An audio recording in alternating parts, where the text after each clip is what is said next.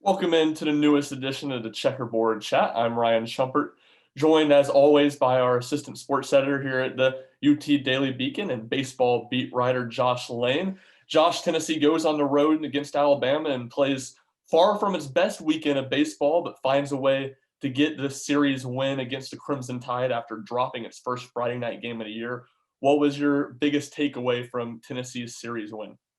Yeah, I mean, you mentioned it. The biggest takeaway is that they somehow managed to find a series win, right? Their pitching wasn't as good as we've seen. Their offense was very inconsistent at times, right? Sunday was fine, but that they didn't hit well, especially with guys on for most of the weekend, and their fielding was pretty bad. But despite all that, they still managed to go on the road and pick up an SEC win, and that's really the biggest thing for me is that that those SEC wins, winning 2 out of 3 winning series, that's going to be super important, especially given the teams that they got up in the next couple of weeks. So just finding a way to despite not having their best stuff, to grind out 2 wins down there on the road. I think that's definitely the biggest takeaway.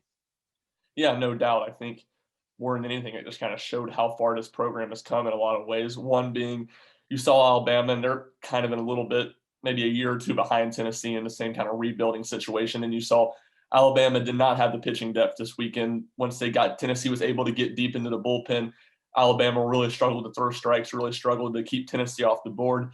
And then you saw Tennessee's bullpen kind of be the exact opposite. Now they had some struggles on the weekend, but they had enough guys to consistently be good. And then you look at how Tennessee's been the past couple years, or excuse me, before Tony Vitello got there. Close games when things started going against them, it felt like the team didn't believe it could win. They were almost looking for things to go bad and things to spiral. I mean, this team really played far from good baseball all weekend, but they kept fighting, kept finding ways to pick up wins and to hang into games. Yeah, absolutely. And I mean, that's one thing that Tony Vitello has mentioned so much this year is that just this, this fight, this desire to win, the high energy that this team has. He always talks about how loud the bench is, how energetic they are. I mean, every guy on that roster wants to win, and they're going to do everything in their power that they can, to pull out a win. And they love playing for Tony Vitello. They really love everything he's doing. So they're going to try everything in their power, even when they don't have their best stuff to pull out a series win. I think, that was huge for them this past weekend. Well, the one kind of I don't want to say weak spot's necessarily the right word, but soft spot, I guess, in Tennessee's weekend pitching staff has been their Saturday plan of kind of going with the soft throwing left-hander Will Heflin, trying to get a few innings from him and then just to get Tennessee into the bullpen. And I think we've talked about a little bit on here, and I've long thought that that plan looks good and it works as long as you're winning on Friday. But once you lose on Friday, the pressure really gets put on Will Heflin. And certainly Tennessee lost that Friday game, and certainly the pressure was on Will Heflin. But boy, did he deliver! Really having his best start in the year, 5 2/3 inning, allowing just 6 hits, 1 earned run, no walks, while striking out 5. Just how crucial and how surprising, I guess, was Will Heflin's strong performance, and what was he able to do to be so effective? Yeah, I mean, it was big time for Tennessee, right? You mentioned, kind of obviously the loss on Friday, right? Chad Dallas, he did not pitch very long into the game. He got hit around. Sean Hunley kind of had a bad game. They had to use Kirby Cannell on Friday too. So, already they were kind of short some of their biggest players there on Saturday. And so for him to go, 5+ innings, get you right there almost through the 6th inning, I mean, that was huge for Tennessee, right? And to do it so effectively, right? Just the one on run. Definitely one of his better starts of the year, as you mentioned. I mean, he was just pounding the strike zone, and that's, I guess, he's not overpowering, as you mentioned, kind of a soft throwing lefty. So, his velocity isn't going to blow guys away. So for him, it's just, all about consistency, about getting the strike zone, not leaving pitches over the middle. And you know, that's kind of where I guess he struggled some in the past. But, Saturday we saw him, he's just throwing strikes. He's commanding his pitches, his off speed, just really challenging guys. And I think that's what made him so successful. Yeah, certainly. And I think what made it even more important is how when you go, like, you look at Friday's game. That Tennessee didn't only lose, Chad Dallas didn't make it very far into the game, just into the fourth, didn't make it out of the fourth inning. So Tennessee had to use a lot of its bullpen. But once again, you needed Will Heflin to get you into the middle of the game, get you good innings, and then you also look at it. He got absolutely no run support when he was in the game. Tennessee didn't score a run, so the pressure was on him to keep it real low scoring. we've seen, Vitale always talks about a successful start is when the pitcher gives him a chance to win. Past 2 weeks, he's had, by that standard, Heflin's had successful starts, but he's had run support to help him. He didn't get that on Saturday, but was still able to be very effective.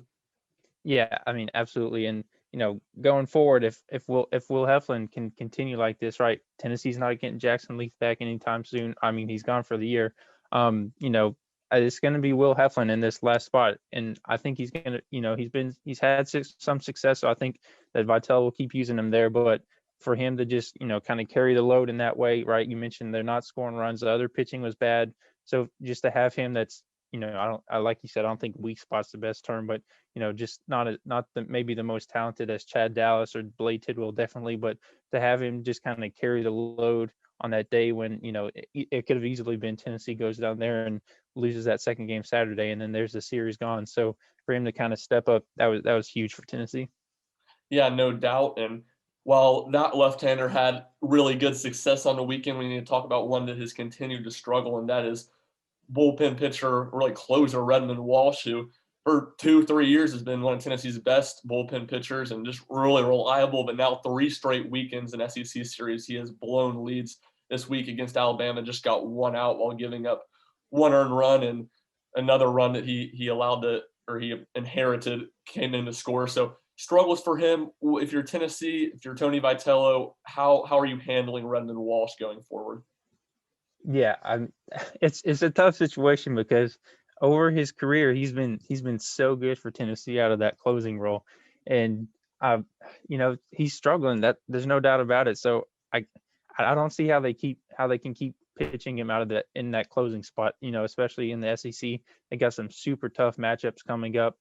I mean, you can't have your closer going out there struggling and then blowing leads. So I don't know. I guess Kirby Cannell has really stepped up, so maybe he gets some of the grunt work there in the later innings. But I guess you still got to keep pitching Redmond. So maybe earlier in games, maybe the first guy out of the bullpen some nights. But it's super difficult of a call because he's been so good for them, but the struggles, but and as that he's been doing lately. But you just can't have that coming out of your closer in the ninth inning. So I don't see how Tony Vitello can keep him there in that ninth inning role anymore.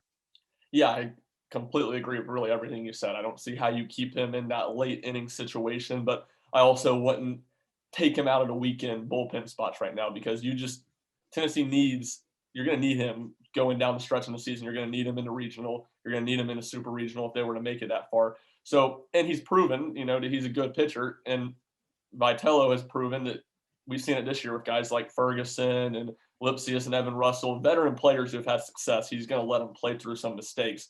Now, I think that's why you'll see him stay in a prominent role on the weekend, but I don't think you can have him in that closer spot. And I think that you mentioned that's where Kirby Cannell's emergence has just been so huge for Tennessee because you've really had that 1-2 punch out of the bullpen the past few years of Redmond Walsh and Sean Hunley, one lefty, one right-hander. It's been really, really good.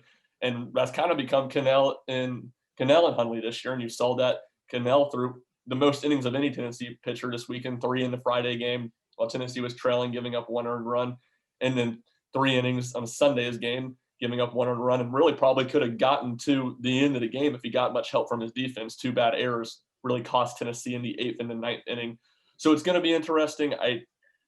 Tennessee needs him to be good, so I think you'll see them kind of be patient with him because I think no matter his struggles, Tennessee envisions him having a major role in the bullpen going forward. Yeah, absolutely. I mean, you hit it right there. You can't take him out of the bullpen, right? Because Tennessee's had some solid efforts, but as a whole, bullpen's kind of weak with who Vitello goes to on the weekends, right? Camden Sewell, I guess Connor Housley pitched some innings, and then Hunley, Cannell, and Walsh, and that's really been the majority of the guys that have seen time out of the bullpen. And so that's not a lot. And so you gotta have Walsh out there, and he's got to turn it around. He's been such a big piece for this Tennessee team. But yeah, I mean, you gotta still get in the innings, even if it's not as a closing role, because he's just too big of a piece for this team.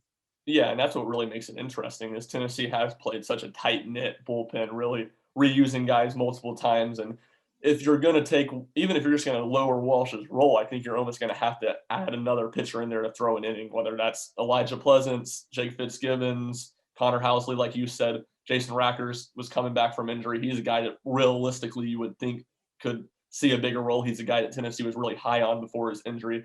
So it will certainly be interesting to see how Tennessee handles that.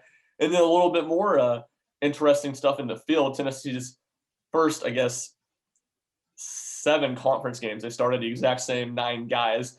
And then we saw a little bit of change this weekend. One of that being because Liam Spence, Tennessee's starting shortstop, is dealing with a little bit of a nagging injury. So he served as a designated hitter role, and Logan Steenstra was the starting shortstop in his place on Saturday and Sunday. And Steenstra really made the most of his opportunity, going 3 for 8 with 3 extra base hits and a walk. And it was his triple in Saturday night's game that finally sparked Tennessee's offense in the 7th inning.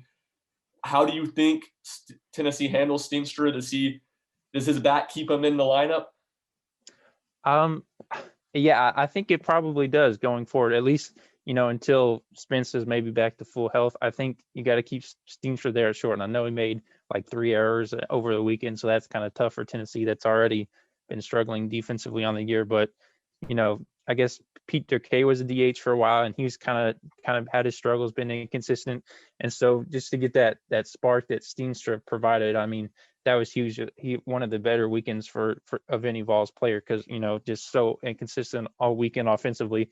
So to have him there, that was big for them. And of course, Liam Spence has been so good all year. Probably they've been Tennessee's top hitter. So I guess you DH Spence until he's back to full health, and then maybe switch Steenstra there. But I think you got to keep playing Logan Steenstra there, because he proved he's got a good weekend, right? And limited appearances, limited starts this season, he's done pretty well as a whole. So I know it's just good to see one of the younger players that's going to be a big part of Tennessee's future kind of step up and have success in this role. Yeah, no doubt. And I think it's really an interesting situation because Max Ferguson, second base, has really struggled with his bat so far. So you wonder, do they find a way to get him in the start instead of Ferguson? I kind of lean towards no on that, because if they were to do that, I think they'd have to move Spence to second and Steenstra to short, which we saw Steenstra have some issues fielding this weekend. And this is a Tennessee program. It's a Tennessee team that prides itself on throwing strikes and playing really good defense behind them.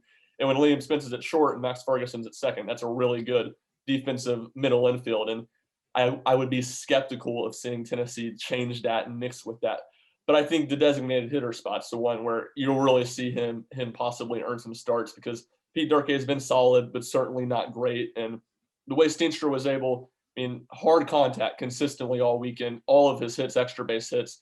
So he's earned the opportunity. He's flashed sometimes earlier in the non-conference play. So he certainly has earned chances. And like we said, he sparked Tennessee's offense a couple times this weekend. Yeah, and that quite frankly was a spark that they did not have from basically anybody all weekend, especially their Saturday. They were tied at 4 forever, and so getting that, I guess it's almost like you got to have a new guy, someone that's not been playing, that's not been kind of stuck in the grind. Maybe to provide that spark sometimes. So I guess that might be something that Tennessee and Coach Vitale is looking out of Steenstra from the time being. Yeah, we've talked about it a little bit at the start of SEC play. A manageable first 3 series for Tennessee. They needed to pick up wins. Did just an excellent job of that. Go 7-2 through the first 3 weekends, just a game out of first place, game behind Vanderbilt in the Southeastern Conference. One weak spot for Tennessee over those weeks has been leaving runners on base, poor hitting at times with runners in scoring position, especially in the Alabama and Georgia series. Tennessee left 30 men on base this weekend. How crucial is that for Tennessee to improve as they go into 2 tough series with Florida and Vanderbilt the next 2 weeks? Yeah, that's going to be one of the top priorities, if not the top priority, because with those 2 teams, right, pitching is going to be at a premium, right? Run scoring is going to be at a premium. Any run you can get is going to be huge for Tennessee, right? Obviously, Vanderbilt, they got Jack Leiter, they got Rocker, right? Florida, they were the preseason, number 1 favorites for a reason, and so they're gonna hold you out from scoring runs. So anytime you can get a guy on, especially if you can get a guy into running or into scoring position, that's going to be big time, and they're going to have to capitalize on that, right? You mentioned 30 guys that they left on base. over this last weekend. That's not going to fly against those Florida and Vanderbilt.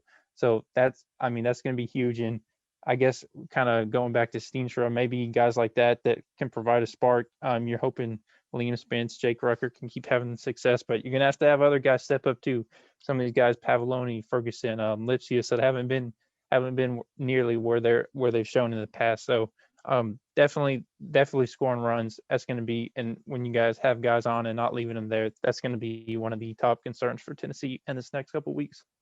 Yeah, no doubt. And Tennessee loaded the bases 9 times this weekend, and they were able to get some runs out of them. But a lot of those times, especially in the Sunday game, they were getting bases loaded with nobody out and really had chances to blow the game open early, and they missed those opportunities. They maybe get a run in, RBI walk, or a sac fly, but not a lot of big hits with runners in scoring position. And I mentioned earlier, Alabama's bullpen was a little bit weaker, so Tennessee was able to put consistent pressure on them and tally up enough runs to get wins. That's not going to be the case against Florida and Vanderbilt. And a prime example of that was this weekend in the Vanderbilt LSU series, a game Friday night when Jack Leiter was pitching. First inning, gave up bases loaded with nobody out. LSU didn't take advantage, didn't get a run in, lost the game. I think they got one run in the game, got killed. I don't know what the final score was. I think Vanderbilt was in double digits. So you have to, against good pitchers, you absolutely have to take advantage when you get those runners in scoring position. You can't just get one run in situations where you had the bases loaded with nobody else. So it'll certainly be interesting to watch as things get revved up to another level for Tennessee's top 10 baseball team this weekend against Florida. We will have a complete preview for that series and then full coverage from Lindsey Nelson Stadium all weekend long. That will do it for this first segment of the Checkerboard Chat. We will be back in segment 2 talking a little bit about Tennessee's volleyball season and then a big big series win for the softball team this weekend, knocking off number 8 Kentucky at home at Sherry Park Elite Stadium. Be right back. Welcome back to segment 2 of the Checkerboard Chat. We're going to talk a little bit of Tennessee volleyball. I'm joined now by our volleyball beat writer, Ethan Stone, as Tennessee was left out of the NCAA tournament yesterday on Selection Sunday. Any real surprise there? I know the Vols were kind of on the bubble going in. What were your thoughts after seeing Tennessee miss out? Yeah, so as you said, kind of right on the bubble as you can be, really. If I'm honest with you, it didn't surprise me too much. I'll talk about it in a little bit, but there's a few things they didn't quite take advantage of along the way. Arkansas was another team that didn't make the tournament. Very similar resumes to Tennessee. They were actually probably just in front of Tennessee, 4th in the SEC. They didn't make it either. So when their name wasn't called, it kind of made me think Tennessee wasn't going to get the nod either. Yeah, obviously a long season. The Vols go 12-8, split those 2 games with Arkansas back last month. Would have been big if they could have picked both those up. But looking back on things, where do you think Tennessee maybe had some missed opportunities or really chances to submit its resume just a little bit stronger? Yeah, so kind of keeping on the topic of Arkansas, in early March, they had 2 road games. One, they had beat Arkansas, the first one, and then, like you said, they split and they lost 1-3 to Arkansas. And then the next week, it kind of the bad momentum kind of kept up with them, and they lost to Alabama, who's a team that they definitely should have beat, kind of lower tier in the SEC. So I think those 2 losses especially, they kind of made the resume a little weaker than it could have been at the end. Those are 2 teams that Tennessee should be beating to make the tournament. So, they ended the season 12-8, could have been 14-6 with those 2 wins against especially another bubble team like Arkansas. So that just I feel like that's the thing that really put it over the edge for the people selecting this is, Tennessee isn't even beating those teams. And I feel like that's where they kind of missed their opportunity. Recapping the season a little bit, Tennessee went 4-4 in the fall season, was really struggled out the gates. They ended strong with sweeping 2 games against a bad Auburn team before going 8-4 in the spring. I know you weren't covering the team in the fall, but from what you've kind of deciphered and been able to figure out, where do you think this team kind of grew the most in the spring season? I'd say defensively, especially. The blocks just seemed to come more easily. They were really fighting with teams, not just from Phelps and Mahaffey on the offensive end. They were kind of hanging with teams on the defensive end as well. And a big part of that was was Madison Bryant's move to libero, I think, really kind of gave the Lady Vols an extra gear. How important was Lily Felt's emergence this season and this spring, and how big will that be going forward for Tennessee's program?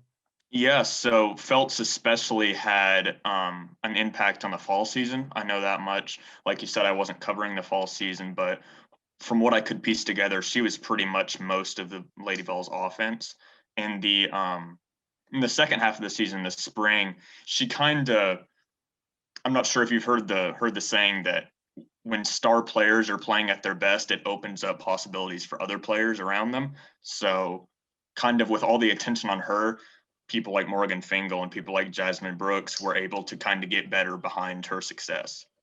Yeah, certainly. That typically is a sign of a good player and a successful team. And you mentioned Madison Bryant a minute ago. I want to circle back around on her. That libero position was a huge question mark for this team coming into the spring. Just how good, obviously it's disappointing they weren't able to make the NCAA tournament, but how good is kind of getting that squared up and feeling confident about such an important role going into next season?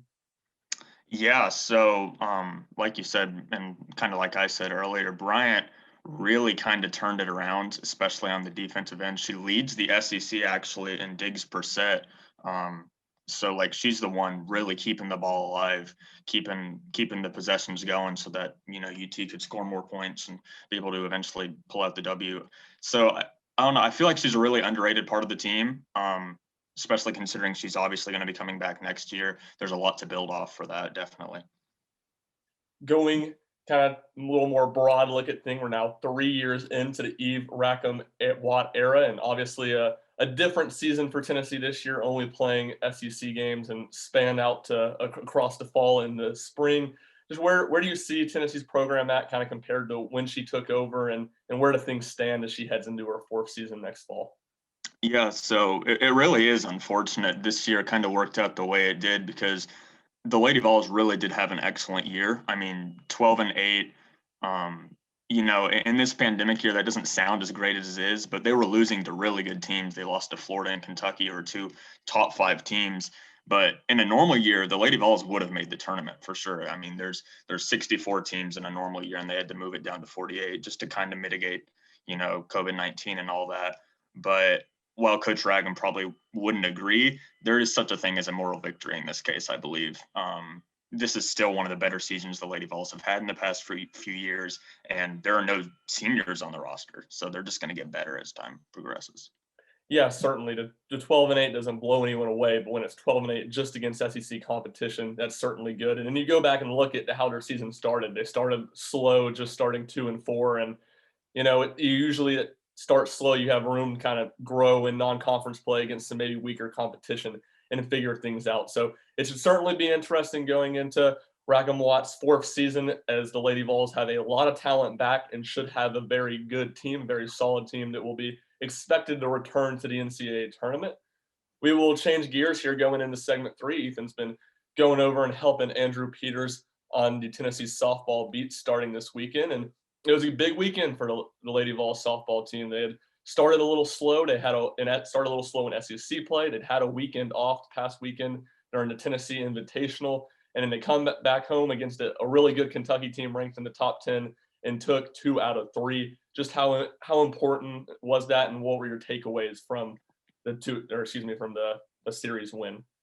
Yeah, so talking with Coach Weekly the other day after Tennessee's win against Kentucky, first SEC series win of the season, by the way. They've had a very front-loaded schedule, playing teams like Alabama and LSU, two of the top teams in the SEC.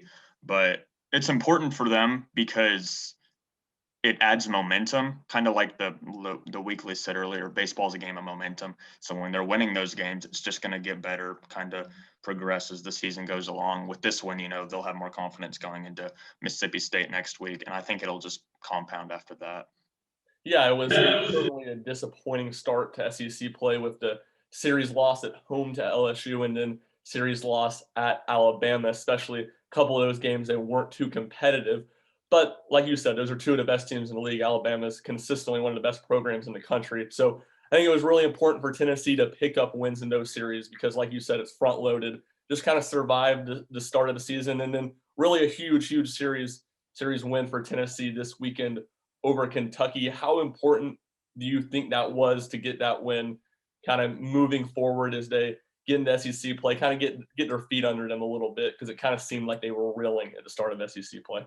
Oh yeah, it did. I mean, if you're just watching the standings, I guess, Tennessee's a top 20 team in the country. They're 4-5 in the SEC. Sometimes those things don't really add up when you just kind of look at it from the outside in.